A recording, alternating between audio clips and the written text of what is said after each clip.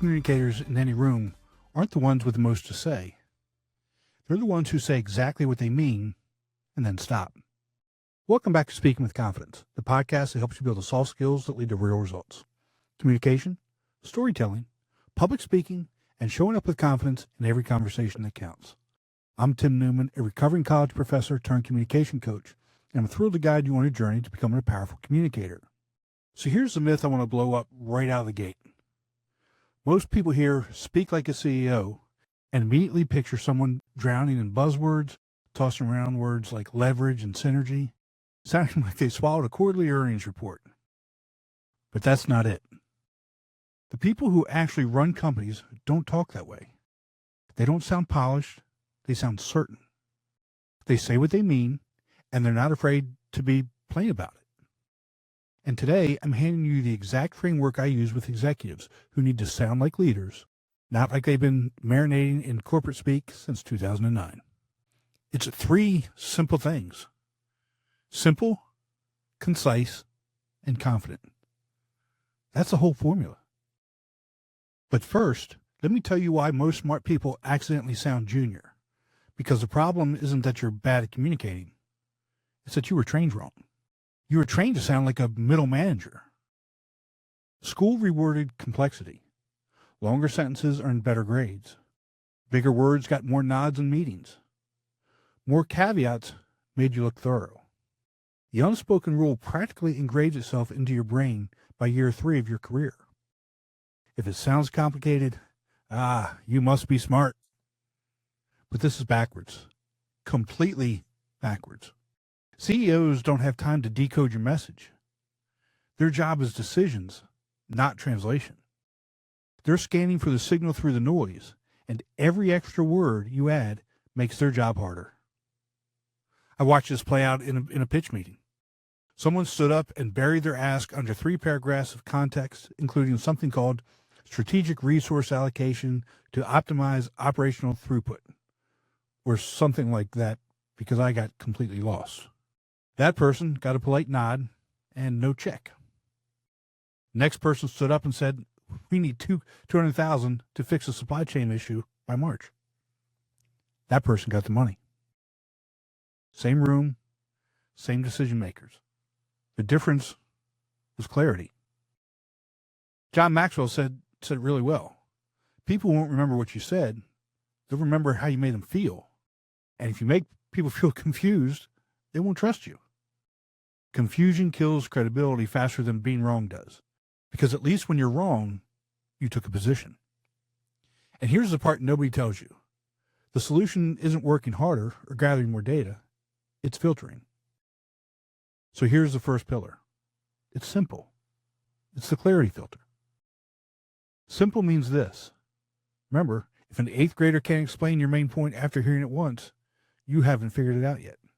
Remember, it's called the 8th grade rule, and we've talked about it before, because it keeps showing up in every conversation worth having about communication.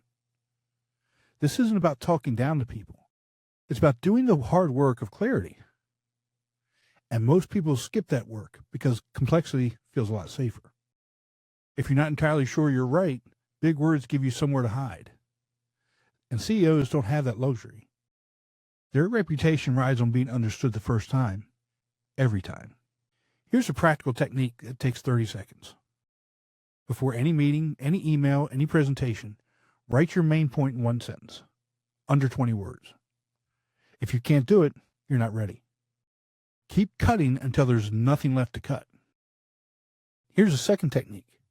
Ban a handful of words from your vocabulary for 1 week. Words like leverage, synergy, optimize, holistic, strategic. Any word that feels like it belongs on a PowerPoint slide, kill it. Replace them with what you actually mean. Like, we need to work together instead of, we need to leverage cross-functional synergies. The person who says we need to work together sounds more like a CEO. You know why? Because they sound honest. The other person sounds like they're hiding something behind syllables. Watch Tim Cook introduce a product sometime. No jargon, no caveats. Just, this is what it does, and here's why you want it. And that's not because the technology is simple. It's because he did the work of making it sound simple before he opens his mouth. But clarity alone isn't enough. You also need to know when to stop talking. So pillar number 2, is be concise. It's the brevity advantage. The less you say, the more each word weighs. Most people get this completely backwards. They think adding more makes them sound more credible. It doesn't. Every extra sentence waters down the one before it. And junior employees over-explain because they want you to see the work, the hours, the research, the thinking. And see, CEOs don't have that problem. They state the conclusion first because their time is constraint, not their credibility. Here's a rule I want you to write down. If you can't make your point in 30 seconds, you don't understand it well enough yet. This applies to meetings, emails, pitches, and conversations with your boss in the hallway.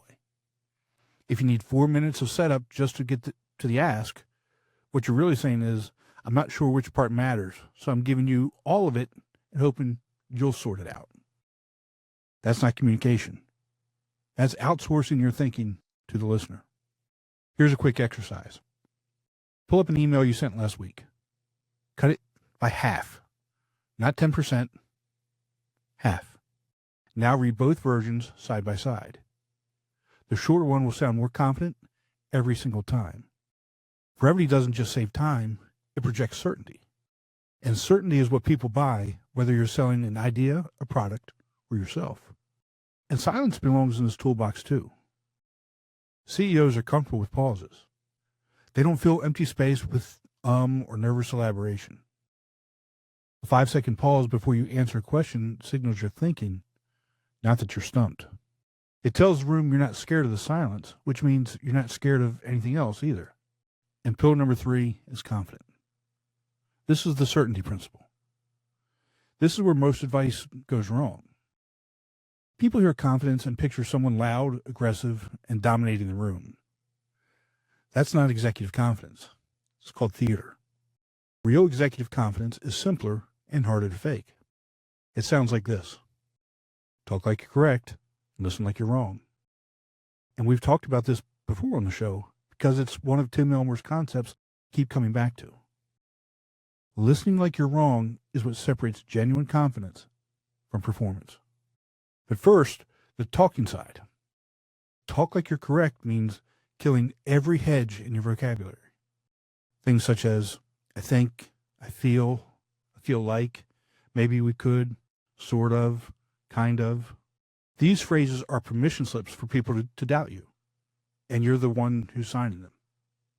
Every time you lead with, I think we should maybe consider, you're telling the room you're not sure enough to stand behind your own idea. Compare that to, we're expanding into the Midwest. Here's why. Same person, same proposal, completely different weight.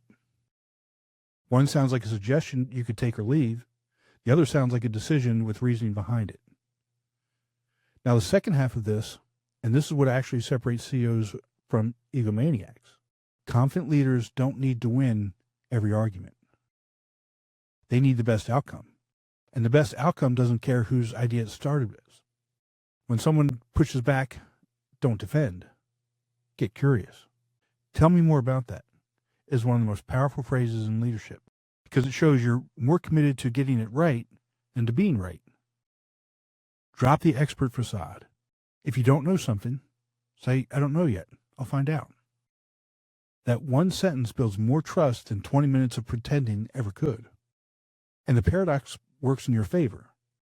Admitting what you don't know makes people believe what you do know. The vulnerability isn't weakness when it's compared with competence. It's credibility. Here's your drill. Record yourself answering a question on your phone. Play it back and count every hedge. I think, sort of, kind of, maybe, just. Now answer the same question without a single one. Feel the difference? That shift, that dropping of the safety net is what executive presence actually sounds like. So the formula in action, it's simple, concise, and confident. It's not a checklist you run through once. It's a filter that everything passes through before it leaves your mouth. Before you speak, ask yourself, What's the simplest version of this? Good. Now cut that in half. Now say it without a single hedge. That's your answer. Here's what it looks like in the real world. Someone walks into a meeting and says, I was kind of thinking that maybe we could potentially look into restructuring the onboarding process because it seems like it might be taking a little longer than we ideally want. Nobody moves. Nobody writes anything down. Now run it through the filter. Our onboarding takes 6 weeks. It should take 3. I'm fixing it. That second version gets attention. The first version gets forgotten before the meeting ends. Try this tomorrow morning. Write a 3-sentence email. Sentence 1 is the ask. Sentence 2 is the why. Sentence 3 is the deadline. No greetings, no sign-offs, no circling back or touching base. Just clarity. You've got the framework. It's simple, concise, and confident. For the next 48 hours, every time you speak in a professional setting, run it through the filter. 1-sentence test. Cut it in half. Remove every hedge.